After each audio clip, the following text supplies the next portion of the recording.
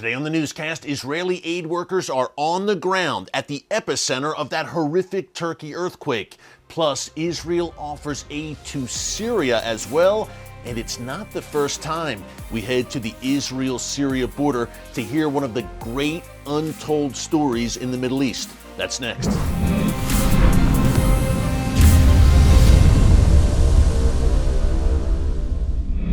Folks, Erick Stakelbeck here. Welcome to the Watchman Newscast. We wanted to start out today by getting you up to speed on the situation right now in Turkey and northwestern Syria in the wake of that 7.8 magnitude earthquake that struck that region late Sunday night. Now, right now, as I come to you on Tuesday, February 7th, around noon Eastern Time here in the United States, at least 5,000 people are dead from the quake. Tens of thousands more are injured or missing. We've had some 200 aftershocks since the initial quake overnight Sunday night, including a 7.5 magnitude quake yesterday, Monday morning. So a lot of seismic activity still going on there right now, and it's very scary for people who are trying to pick up the pieces in the wake of the massive quake on Sunday. In Turkey alone, folks, some 6,000 buildings have completely collapsed. Now, this is making things obviously very difficult for search and rescue workers who are coming from around the world and digging underneath piles of rubble, quite literally, in below freezing conditions. We've had snow, we've had driving rains there, just a very nasty situation right now. We called for prayer yesterday here in the newscast, and I repeat that call today to pray for everyone affected in those areas. They need our prayers now, folks, more than ever. Something else to keep in mind as nations send aid into Turkey, into Syria, Israel. We focus obviously a whole lot on Israel here on the news channel. Israel is sending aid teams to Turkey right now. At least 2 delegations have already left, and at least one of them is right now in the epicenter, Gaziantep province, central, kind of south-central Turkey, right there in the epicenter of where the quake initially struck, and they are providing aid. They may establish also, the Israel Defense Forces may also establish a field hospital there in the affected area.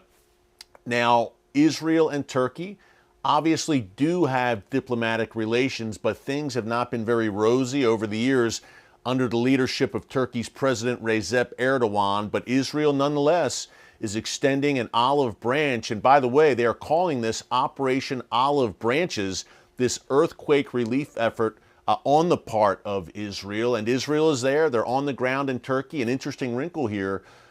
An Israeli aid plane, folks, landed or was parked next to an Iranian military plane in Turkey. So it shows you that Iran's there, Qatar also there, different Middle Eastern nations there that Israel does not have relations with. And in the case of Iran, open hostility. So also pray for the safety of those Israeli aid workers on the ground. We've obviously got a radical Islamist element in Turkey as well that is not friendly to Israel. And reportedly, northwestern Syria, which is not far from the epicenter of the quake, in that region, there's been some prison breaks in the wake of the earthquake, and there are some concerns that ISIS fighters might get free. It's not the first time we've seen prison breaks in Syria where ISIS fighters were able to wander around and get out. So all that to say, keep these Israeli aid workers in your prayers right now. And I think in the larger scheme of things, and by the way, tomorrow, we'll have a Watchman Newscast live stream tomorrow, Wednesday, February 8th. We will go live from 4 to 5 p.m. Eastern Time right here on the channel. We'll also take your questions for our Q&A session, but we will break down the geopolitical ramifications of this massive quake and the aftermath of it. Folks, it may have a profound influence on the region, alliances, relationships. So we're going to talk about that tomorrow. Is there even a prophetic mention? What does the Bible say about natural disasters, earthquakes, all of these things? So we'll talk about that live tomorrow. Be sure to join us 4 p.m. Eastern Time right here on the channel. But one last thing to mention. Hey, look, Israel could have said, you know what, Turkey, Erdogan, you've been not very nice, to say the least, to the Jewish state over the past decade plus, but Israel instead did the opposite, being a light unto the nations once again, as it is called to be, but also Syria. Look, Israel is offering aid to Syria, humanitarian aid. Syria has reportedly said, we never asked for aid. Benjamin Netanyahu, the Israeli prime minister, said, no, Syria did ask for aid through diplomatic back channels. Syria is denying that. Remember, folks, Israel and Syria have no diplomatic relations. As a matter of fact, they're technically in a state of war, and yet Israel is offering aid to Syria. We'll see if the aid goes through, if Syria actually accepts it. The region most impacted by the quake in Syria is actually rebel-held. It's not held by the Assad regime. Speaking of Syria, speaking of Israeli aid to Syria, rebel-held areas which harken back to the Syrian civil war, which is largely wound down now, but nonetheless, a major story to come out of that you may not have heard of. I consider it one of the great untold stories in the Middle East, was Israel's Operation Good Neighbor. Men, women, children fleeing in desperation over the border from Syria into Israel. The IDF could have turned them away. Instead, they welcomed them and they took care of them. What a story when you hear so much about Israel being this oppressive, racist, apartheid state. I traveled to the Israel-Syria border on the Golan Heights a little while back and talked to the man behind Operation Good Neighbor, the architect, former Israel Defense Forces Lieutenant Colonel Eyal Dror. Take a look. Well, Eyal, we are here with you today on terrain that is very familiar for you as a Lieutenant Colonel in the Israel Defense Forces. You helped run an incredible program called the Good Neighbor campaign. We see Syria not very far away in the distance. We're on the Israeli side of the Golan Heights today. And man, the Good Neighbor campaign was a real game changer. We decided to increase dramatically the humanitarian aid we provided to the Syrian people, and then the IDF, the Israeli Defense Forces, decided to establish that unit. I was called to duty in June 2016 and establish a unit, and the mission of that unit was to think 24/7 about the enemy, or let me correct, about people living in an enemy country. Which was racked by civil war. I mean, from 2011 on, hundreds of thousands of people killed in Syria. And that has an effect on Israel as well. Yeah, on that border, not far away from us, we find Al-Qaeda and the ISIS and Hezbollah, all the people that do not like the state of Israel. Right. Iranian regime, proxies, the Shiite militias. A lot of guys that their goal is to threat the state of Israel. So we had some security challenges.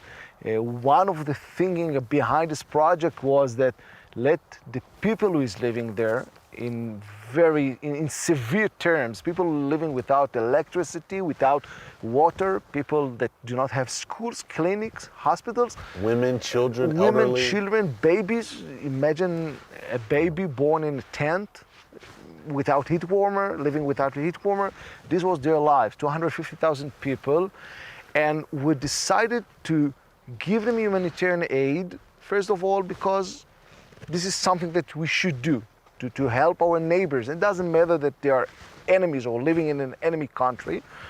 And it was an understanding that we can maybe change their mind, because they were educated to hate us. In their stories, Israel is the devil. And it was the first time in history that we had the ability to meet with them, to speak with them, and to let them show by actions, not by words. Yeah. To let them realize who are Israelis. Yeah, and it's amazing, Eyal, like you said, because look, 1967, 1973, right here on the Golan Heights, major battles between Israel and Syria. The two countries technically still in a state of war. Of course. The easiest thing to do was to be behind the fence that we built. Right. To stay here in the Golan Heights, to take the position, and if the enemy will choose to attack Israel, we can react.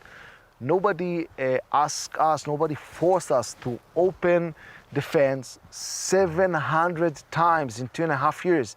700 times. It's between 2016 and 2018. Yeah, 700 humanitarian mission aid. And when we were speaking about operation, humanitarian operation, it means to risk your life going at a dark night with rain and fog, open the fence to do something good.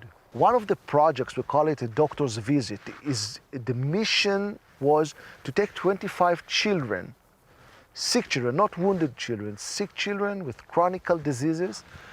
Once a week we open the fence for them. Can you imagine 25 little children between the ages of 1 year to 14 stepping on a dark night? Some of them it's cold out up here. Some of them without coats, some of them barefoot on a rainy night, entering the state of Israel, going to one of the Israeli hospitals in the north. Here we have 3 of them, treated by our experts like they were Israeli citizens, and going back to Syria. But when they're in the hospital, and it wasn't a mission, the mission was to bring them to the hospital. The mission wasn't to play with them or give them something to paint or draw, but those are kids. Those are kids. Scared kids. With rough stories, tough stories. You can see the fear in their eyes, and it becomes something humanitarian to do. And when we saw them smiling here in Israel, we understood that we are doing the right thing to do. And again, it doesn't matter Jews, Muslims, Christians, people to people, human beings to human beings. This was the most exciting part. 1,400 children visited the state of Israel in that project. Syrian children. Going back to Syria and starting to show that maybe the Israelis are not so bad people. Again, folks, just an amazing, important story that you really won't hear anywhere else. If you like stories like that, be sure to subscribe right here on the Watchman News channel at YouTube. Click the like button, give us a big thumbs up, and hit that notification bell as well so you get alerts every time a new video is posted. Again, I love stories like this because it shows you the true face of Israel as a light unto the nations. Reminder again, the live stream tomorrow, 4 p.m., the bigger picture on the earthquake and the aftermath. Until then, thanks for joining us today. God bless you. And remember, never hold your peace. Hey everyone, thanks for checking out the Watchman Newscast. If you enjoyed this episode and want to see more, make sure you go ahead and hit the like button, click subscribe, and tap the bell icon to turn on notifications for new Watchman Newscast episodes every weekday.